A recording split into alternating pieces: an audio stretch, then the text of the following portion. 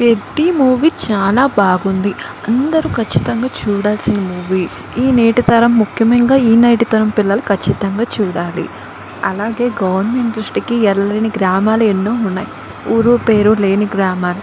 అలాంటి వాటి కోసం, గేమ్స్ కోసం అనేది ఈ మూవీ డిజైన్ చేశారు.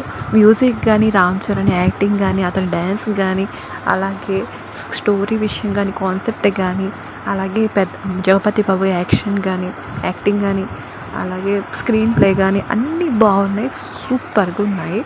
సో అందరు ఖచ్చితంగా చూడండి. నెగిటివ్ కామెంట్స్ తీసుకొని మాత్రం ఆగిపోకండి. థియేటర్లో మాత్రం ఖచ్చితంగా చూస్తే ఇంకా బాగుంటుంది. స్టోరీ పరంగా కూడా చాలా ఎమోషనల్ అయ్యే సీన్స్ ఉన్నాయి. లాస్ట్కి బిట్ కానీ, మిడిల్లో, ఇంటర్వెల్కి బిఫోర్ కానీ చాలా బాగుంటుంది. సో ఇది మన ప్రపంచంలో జరిగే విషయం మీద, రెండు విషయాల మీదే మాత్రం ఈ సినిమా తీశారు, గేమ్స్ అండ్ విలేజెస్. సో ఇది మెసేజ్ ఓరియంటెడ్ మూవీయే. దీనివల్ల ఏం యూజ్ ఉంది అని మాత్రం చాలామంది నెగిటివ్గా చెప్తున్నారు. ఖచ్చితంగా యూస్ఫుల్ మూవీయే. అలాగే ఇందులో comedy, drama, romance, family, entertainment ఇవేమీ ఉండవు. బట్ ఇవన్నీ కావాలి, మా గేమ్స్ వద్దు అనుకుంటే దయచేసి సినిమాకి వెళ్ళడం మానేయండి, అదే మంచిది. కానీ ఒక మెసేజ్ అనేది ఉంది, మూవీ బాగుంది, ఆయన యాక్టింగ్ కానీ మ్యూజిక్ కానీ వినాలంటే ఖచ్చితంగా వెళ్ళండి. Thank you.